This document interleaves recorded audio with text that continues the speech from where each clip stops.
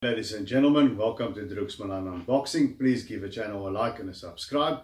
It's a big Saturday night for South Africans because at the American Airlines Center in Dallas, Texas, on the undercard of Ryan Garcia against Luke Campbell, we have our own DJ Kriel going for his second world title in America. Now, DJ, in the beginning of 2019, he was a feel-good story of a year. He was fighting here in South Africa in the Hotbox gym from Johannesburg with Colin Nathan, and he was doing well here as a strawweight, 105-pound division. Got himself a sponsor, made the leap, went to the States where he hooked up with Kenny Adams. I see Derek Harmon is now also part of the team, and he got to live and train in America in Las Vegas. But the big fights eluded him, and when he finally got one, it was for the world title against Carlos Licona for the IBF strawweight title.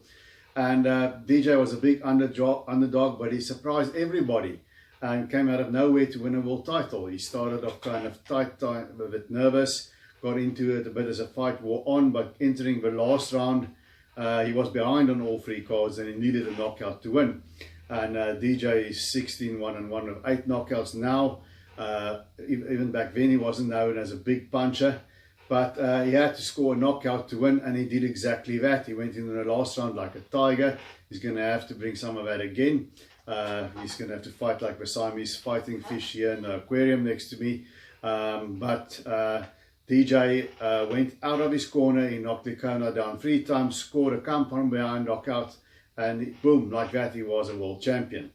Didn't last very long. He had to vacate the belt when the mandatory went to purse bids. Long story. Once again struggled to get fights. Knocked out the journeyman in Tijuana in December of 2019. And 2020, of course, was what it was. So now he is taking on Felix Alvarado in a higher weight division for the IBF Junior Flyweight or Light Flyweight Championship of the World, 108 pounds. And who is Felix Alvarado? Okay, first things first, Felix Alvarado is not Carlos Licona, but different fighters with different styles. Licona is more of a boxer, but Licona had more or less the same sort of record that DJ had until he won the world title. But Felix Alvarado is not only the Charlo twins in boxing, he's also the Alvarado twins. He's also got a brother, Rene Alvarado, on the card. Now, Felix Alvarado is much more experienced, much more seasoned, fought at a much higher level for longer. He's got a record of 35-2. You see the experience there. And he's fought some big names. He got his first world title shot back in 2013 for WBA Junior Flyweight belt against Kazuto Ioka. It's that Ioka that I'm talking about, that just a few hours before making this video turned back the challenge of the young freeweight world champion Kosei Tanaka and knocked him out in 8 rounds. That Kazuto Ioka.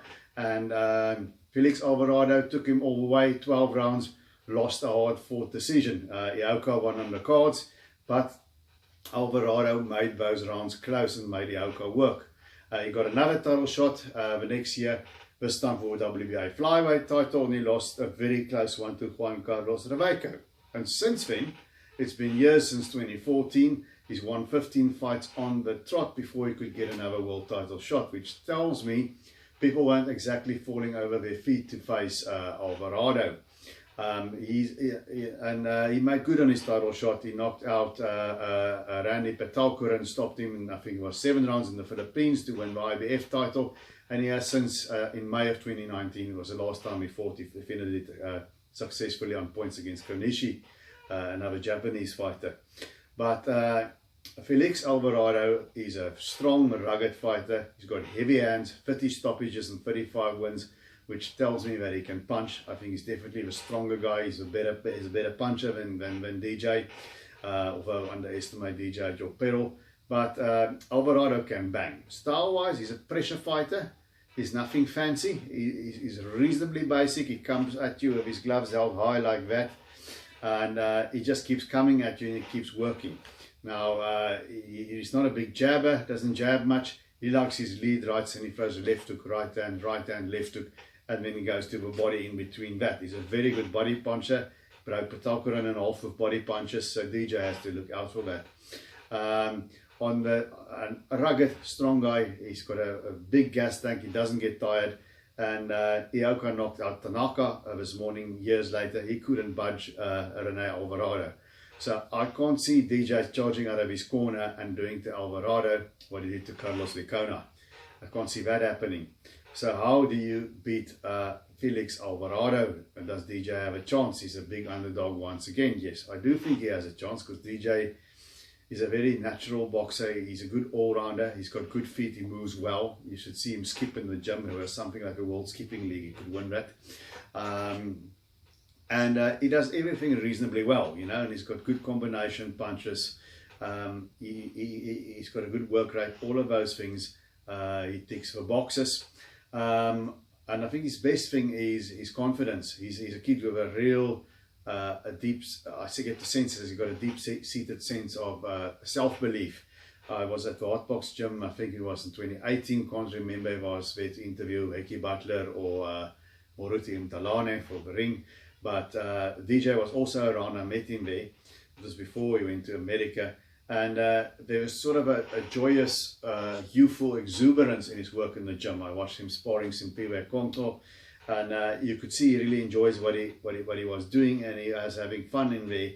And he's improved a heck of a lot from a guy who didn't have much of an amateur record to begin with and lost his first pro fight. You know, look at, so DJ has been very successful. He's been an overachiever so far.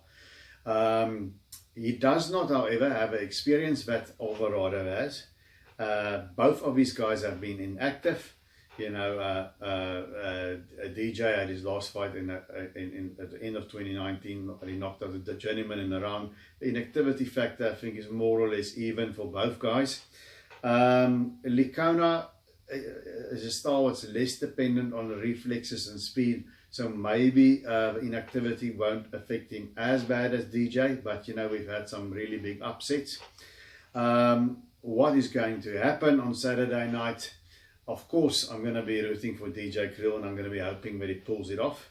I've got to be objective here. I just think that Felix Alvarado is the stronger guy. He's competed against some very big names like Ioka.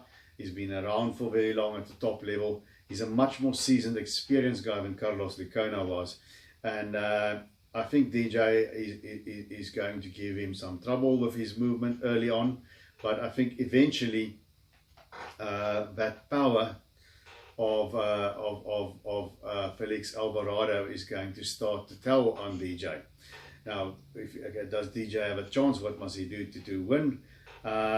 I think he's got to take a leaf from the book of Ioka or Juan Carlos Rebeco. Ioka counted Alvarado every time.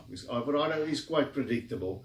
I must say, as he went on through the years, Alvarado uses a bit more feint. He's a little bit more tricky, but you know what he's going to do. He's going to come at you, and you can go through the gloves, you can go around the gloves, but he keeps punching you back. So what DJ has to do is counter him like Ioka did in their fight. When he comes with a right hand, hit him with a left hook. When the left hook comes, hit him with the right hand, and now the other hand is coming. So you punch him on the counter and move around him. Don't stand there and trade with him. And then get on your bicycle, like Juan Carlos Rebeco did. When he was on his bicycle, Alvarado struggled to get to grips with him. So I think DJ is going to have to box an absolutely perfect fight. He's going to have to box on the fly, punch in spots, and stay out of trouble. And I think he's going to have to outbox and out-finesse Alvarado. Can he do that? It's very hard for me to bet on somebody producing a perfect performance under these circumstances, but neither might Alvarado. I think it's a very big ask for DJ. I think he's much more of a live underdog than a lot of people internationally think he is. Alvarado's had a long, hard career, but he's just competed at a much higher level for me. You know, and he's much more seasoned, and I think that experience is going to see Felix Alvarado through, and he's going to win a competitive decision. But I hope that I'm wrong, and I'm rooting for DJ. I hope he does it. But that's why we watch for fights. It will be on the Zone, guys. We also have it now in South Africa. It's a very reasonable subscription, so subscribe to the Zone and support DJ Kriel. And until we see each other again, keep those hands up.